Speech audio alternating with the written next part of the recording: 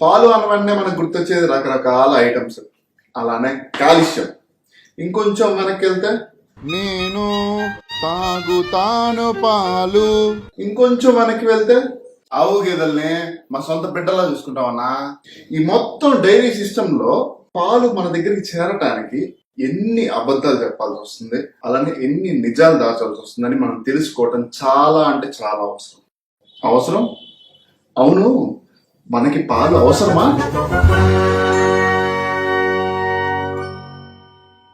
ఇదే మొదటి అబద్ధం. పాలు మనకు అవసరమని నమ్మించడం. క్షీరదాలు అంటే మ్యామల్స్ దాదాపు 6000 స్పీసీస్ ఉన్నాయి. వీరి పసితనంలో యాక్చువల్ గా అమ్మ దగ్గర పాలు తాగి పోషణని తెచ్చుకుంటాయి. హుడెడ్ సీల్ పిల్ల అయితే కేవలం 4 days తాగుతుంది. అదే ఏనుగు పిల్ల అయితే 25 నెలలు తాగుతుంది. అలానే మనిషికి వచ్చేసరికి యాక్చువల్ గా అయితే 6 నెలలకి ఘన పదార్థాలు తినే శక్తి వచ్చేస్తుంది మనకి. మాక్సిమం అవసరం అయితే 2 ఏళ్ల దాకా మనకి అమ్మ పాలు అవసరం. దాని తర్వాత అవసరం లేదు. కానీ డైరీకి ఆలోచన నచ్చదు, అందుకని అవసరం నమ్మిస్తుంది. మన అమ్మ పాలు కాదు, ఇదిగో వీరి పాలు తీసుకోవటం ఏంటి అని డౌట్ వచ్చే లోపల సెకండ్ అబద్ధం వచ్చేస్తుంది. భలే ఎత్తురో బాబు, ఆవు గేదె మన కోసమే పాలు ఇచ్చేది.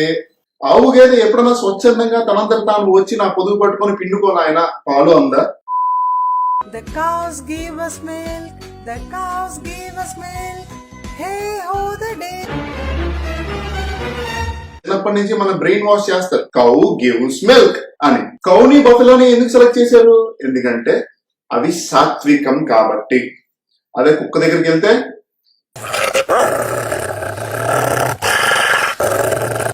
సారీ కుక్కలాగా, జిరాఫీ లాగా, మిగిలిన మ్యామల్స్ లాగా ఆవు గేదె బ్రతకటానికి లేదు. ఎందుకంటే వారి మీద వ్యాపారం జరుగుతుంది. ఒక పెట్టుబడి, ఒక మిషన్ లాగా పనిచేయాలి. వారు ఒక బానిస.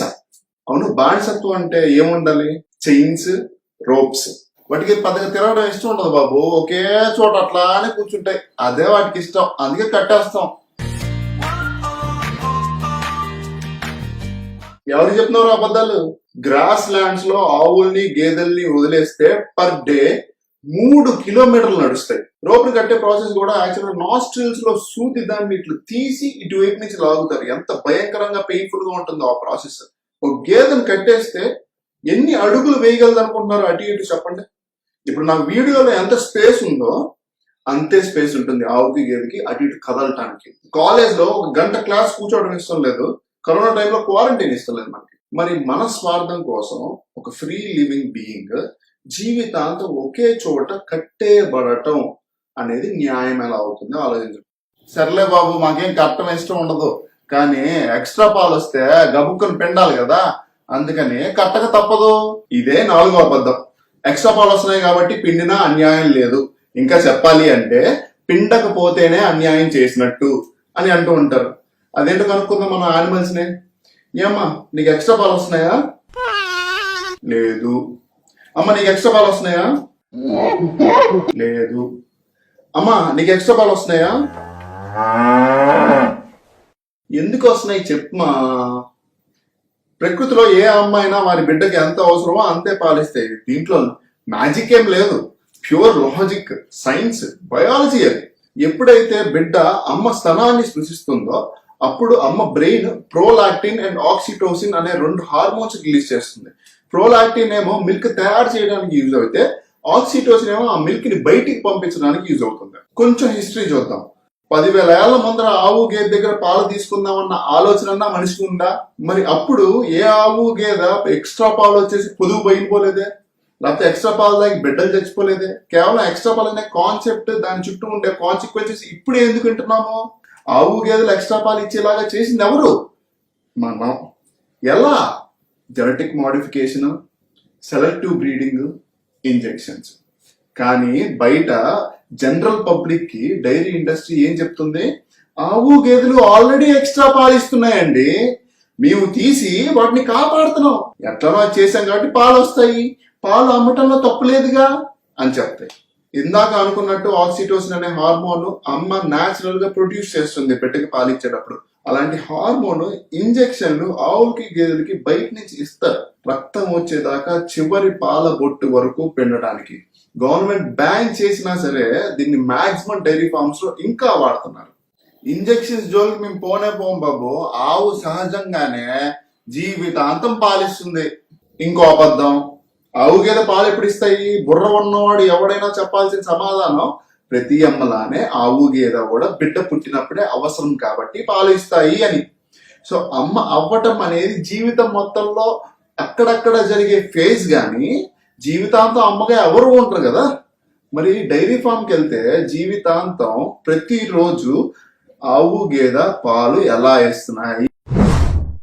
డైరీ ఇండస్ట్రీ ఆవుల్ని గేదెల్ని ఒక పెట్టుబడి కింద, ఒక ఎసెట్ కింద ట్రీట్ చేస్తుంది. అంటే ప్రతిరోజు రాబడి ఉండాలి, జీవితాంతం పాలు ఇవ్వాలి, అంటే ప్రతి సంవత్సరం అమ్మని చెయ్యాలి.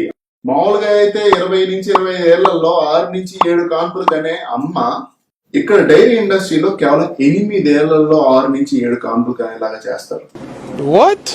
కృత్రిమ గర్భధారణ అంటే ఎద్దు దగ్గర వీర్యం కలెక్ట్ చేసి ఫ్రీజర్ లో పెట్టి అవసరమైనప్పుడు క్యాన్ లో తీసుకెళ్లి ఒక వెటనరీ డాక్టర్ గాని కాంపౌండర్ గాని చేతి గ్లౌ తొడుక్కొని ఒక సిరంజ్ తో ఆడ జంతువు యొక్క యోనిలో చెయ్యి పెట్టి స్పర్మ్స్ ఇన్సర్ట్ చేయటం. ఇది మానభంగం కాదా? ఇదే మనుషులు జరిగితే ప్రొటెస్టులు జరగవా? అంటే మనం తాగే టీ అనే అలవాటు కోసం ఒక అమ్మకి మనం కృత్రిమంగా బిడ్డను కనిస్తున్నామా? ఇగో బాబు, అరాచకమైనా సరే తప్పదు. గర్భధారణ చేయకపోతే ఆవు గేదెకి రోగాలు వస్తాయి. ఒక అమ్మ సహజమైన ఎన్వైరన్మెంట్ లో లేకుండా, సహజమైన రీప్రొడక్షన్ సైకిల్ ఫాలో అవ్వకుండా ఒక డైరీ ఫామ్ లో ఉండి చిన్నప్పటి నుంచే కృత్రిమ గర్భధారణ చేస్తూ మామూలుగా కనే పిల్లల కంటే ఎక్కువ పిల్లల కంటం ఆరోగ్యకరమా? ఏం మాట్లాడుతున్నావు? ఒక బిడ్డని కనిన వెంటనే కేవలం 2 నెలలు గ్యాప్ ఇచ్చి మళ్ళీ ఆ అమ్మని గర్భవతి చేస్తారు. ఇది ఆరోగ్యకరమా?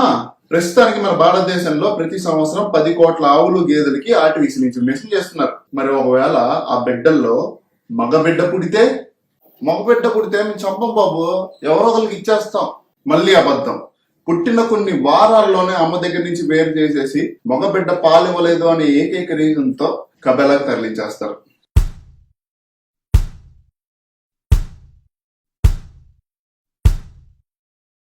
పుట్టిన తర్వాత చక్కగా అమ్మ పాలు తాగుతూ గెంతుతూ హ్యాపీగా ఆడుకోవాల్సిన వయసులో అమ్మ దగ్గర నుంచి వేరు చేయబడి కాళ్ళు కట్టేసి ట్రక్ లో వస్తువులాగా తరలిస్తూ ఉంటే ఎక్కడ తరలిస్తున్నారో తెలియక అమ్మకి దూరమై ఉనికిపోతూ ఉంటుంది. పాపం అమ్మ మాతృత్వం చూడాల్సిన వయసులో కత్తి వేడి చూడాల్సి వస్తుంది.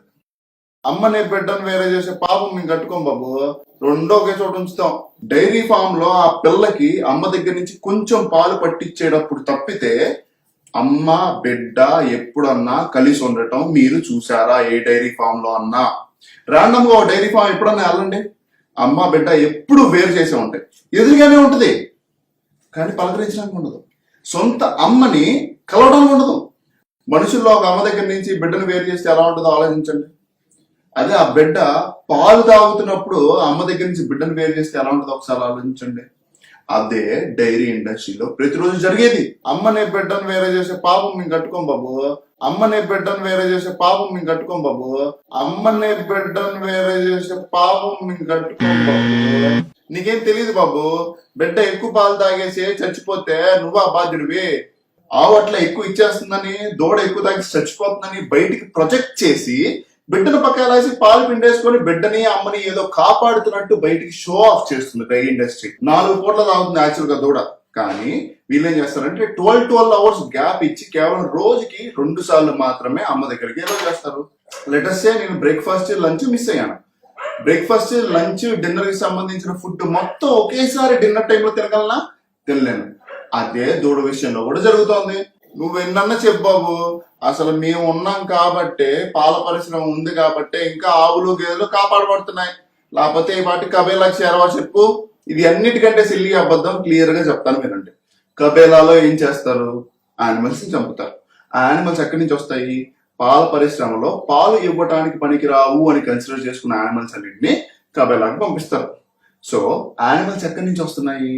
పాల పరిశ్రమ నుంచి వస్తున్నాయి. ఇదే పాల పరిశ్రమ లేకపోతే యానిమల్స్ ని కృత్రిమంగా పుట్టించటం, వారి పాపులేషన్ ని పెంచటం, పనికి రానప్పుడు అమ్మేయటం, కబేలాలో చంపబడటం అనే ఈ సైకిల్ రిపీట్ అవుతుందా? డైరీ పరిశ్రమ లేకపోతే బీఫ్ పరిశ్రమ లేదు. ఎందుకంటే బీఫ్ కోసం ప్రత్యేకంగా భారతదేశంలో యానిమల్స్ ని పెంచడం అనేది లేదు కాబట్టి. లాస్ట్ 10 years లో స్టాటిస్టిక్స్ చూసుకుంటే 50% మిల్క్ సప్లై పెరిగితే బీఫ్ సప్లై 260% పెరిగింది. ఎవరైతే బీఫ్ కి వ్యతిరేకంగా ఉంటూ పాలు కన్జ్యూమ్ చేస్తారో ఇది హిపోక్రసీ అన్నమాట. ఎందుకంటే ఒకవైపు బీఫ్ డిమాండ్ చేసే వాడిని తిడుతూ ఇంకోవైపు బీఫ్ కి యానిమల్స్ ని సప్లై చేసే ఇండస్ట్రీని సపోర్ట్ చేస్తున్నారు. ఏ డైరీ ఫామ్ లో అన్నా చూడండి 8 ఏళ్ళు దాటిన ఆవు గేదె కనిపిస్తుందా మనకి?